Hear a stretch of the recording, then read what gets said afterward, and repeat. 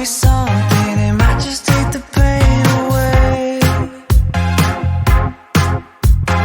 So guys, nandito na ako sa Moncloa. Ayan, nakita nyo? So, eto lang ang aking masasabi. Super duper mainit dito, pero malamig. At syempre, hindi ko pwedeng ipokus lahat dyan sa pagkapaligiran ko. Napubulol ako guys. Kaya kailangan pag-isipan ko muna bago ko magsalita. Kasi alam niyo naman, kapag marami ka ng lingwaheng hindi mo naman sinasadya, diba? Lalo na pag umuwi ako ng Pilipinas. Siyempre, makakapagsalita ka ng ibang lingwahe. Diba? So, eto na nga at hindi ako pwede magganyan-ganyan kasi mahirap na. Baka mayroon tayong mamolestya. So, dito na lang. Kunwari ako at nagbo-voice over naman ako habang ako nagbe-video. So, eto na nga at bibigyan ko rin kayo ng mga bagong aking nalaman at napanaginipan. Guys, huwag kayong gagawa ng inyong prosperity ball. Lalagyan nyo ng bawang. Kasi ang bawang, pangontra po yan. Ang gagawin natin, pampaswerte hindi pampamalas. Sabihin ko sa inyo, ang unang-una ay laurel, magagandang kulay. Akitin natin, di ba? Gold, pula, green, ganun. And then, syempre, bigyan natin ng matamis, tubig, ang pinaka-importante, bigas, or malagkit na bigas, diba? Ganun yun, guys. Malagkit. Okay, malagkit, matamis, tubig, importante yun. Yun ang masasabi ko. Huwag kayo maglalagay ng luya, ng bawang. Huwag niyong gagawin yun. Pang-kontra yun, guys. Pang-kontra po yung bawang. Okay? Yun. Huwag kayo maglalagay ng bawang. Pangontra ang bawang. Huwag niyong kukontrahin yung swerte. Diba? Inaakit nga natin yung swerte, diba? So, yun. At syempre, yung pinabinditahan natin nung mahal na araw, ilagay din natin yun. Okay? At syempre, ang itlog, hindi mawawala ang itlog. Kasi ang itlog ay pampaswerte din yan, number 1 din yan. Okay, lalo na kapag magbe-birthday tayo.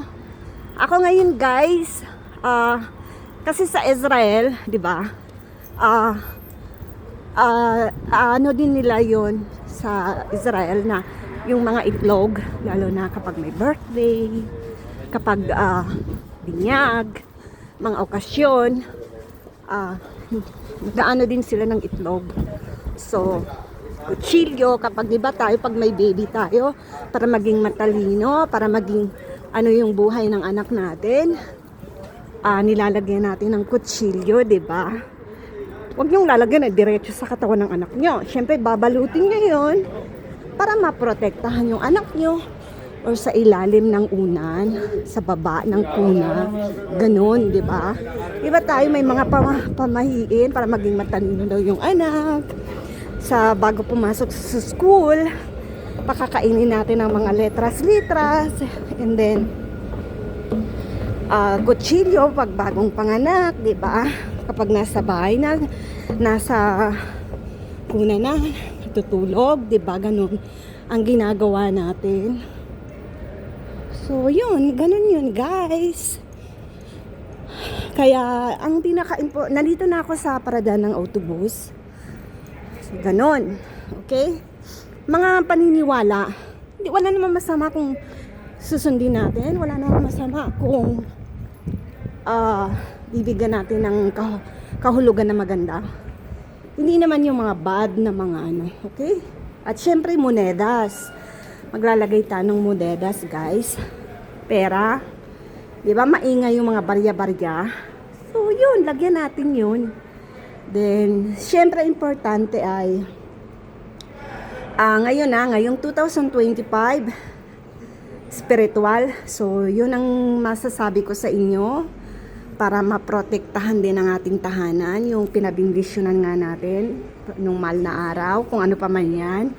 Kumuha kayo o gumupit kayo, ilagay nyo doon sa entrada. Kung hindi nyo makumpleto yun guys, ang pinaka-importante yun, yung pinabinditahan natin, tsaka kaunting bigas, okay na yun, tubig, kunting asukal, kunting asin, kung wala naman, walang problema. Magdasal tayo, humiling tayo sa Panginoong Hesukristo, yung lahat ng magagandang ibigay niya sa atin, tanggapin natin ng maluwag sa puso natin, 'di ba? At saka normal naman 'yun, guys, na talagang habang nabubuhay tayo dito sa mundo, magkakaproblema tayo. Pero wag na natin isipin na mas nahihirapan tayo. Ibig sabihin is gumawa na lang tayo, solusyonan natin kung anong solusyon ba, 'di ba?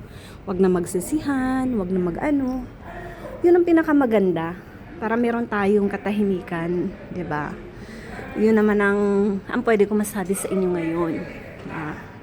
So guys, maraming salamat po sa inyong pagmamahal at syempre magpapaano ako, 'di ba? Premyo pero ng December, pero wala naman talagang gumawa, kaya wala, as in wala. So wala akong magagawa, 'di ba? Siguro at saka busy naman ako ngayon, so todavía no. Vale. No. Kaya yun. So, siguro, tsaka busy naman ako ngayong December, maraming work, and then, todavía está cerrado. Claro. No te preocupes. Es que se acaba de ir el otro. Sí. Se acaba de llegar. Está cerrado. Ya se ha ido el otro. Entonces, guys, yun lang masasabi ko, okay? At pinaka-importante yung kalusugan natin, di ba? Yun ang unang-una. Kailangan lagi tayong malakas, healthy yung ating katawan, meron tayong magandang kaisipan, paniniwala sa Panginoong Hesukristo, yun ang pinaka-importante. Yun lang ang masasabi ko ngayon. At syempre, alagaan natin ang ating sarili para lahat ng mga mahal natin sa buhay ay maalagaan natin, maprotektahan natin, di ba? Yun ang pinaka-importante, tayo bago ang lahat. Kasi kung mahina tayo, guys, syempre madadamay lahat, di ba? Madadamay lahat, mahina tayo, mahina din sila bilang ilaw ng tahanan, haligi ng tahanan, di ba? Yung mga kasabihan na ganun. Yan ang importante. At syempre, mahalin nyo ang inyong mga asawa, mga anak, mga nanay, tatay, di ba? Mga kamag-anak. Importante po yun, mga kapitbahay nyo. Ha? Kahit ako nga, kahit ninanakawan ako ng kapitbahay ko, labas-pasok dito sa bahay ko, kahit may video, hindi ko na dinademanda, guys. Kinukuha na lang niya kung okay na yun, bahala na, basta ayoko may kaaway ako. Iniisip ko na lang, material na bagay lang naman yung kinukuha niya. Ang kinukuha niya, panty, bra, pabango. Yung collection ko ng pabango, guys, nababawasan. Pero okay lang yun, guys. Alam niyo kung bakit? Okay lang, total. I mean, diba? Okay na yun. Bahala na ang Panginoon sa kanya. Bahala na kung yun ang kaligayahan niya, diba? So, wala naman tayong magagawa. At ayoko rin naman kasi ang hirap, diba? Nagtatrabaho ko, hindi naman kada bes pupunta ako doon sa wisyo, tapos matatalo ka rin. Kasi dito, hanggat hindi ka pinapatay, hanggat hindi mo lang ebidensyang malaki, pwede lang yung magmulta and then makukulong ng pero wala pa yun, hindi pa yun makukulong, guys. Ganun dito. Kaya nako. So, yun na lang masasabi ko ngayong bagong taon ng 2025. Ang haba na nitong kadaldalan ko, o diba? So, bye-bye. Ingat po at malamal ko kayong lahat. So, hanggang dito na lang.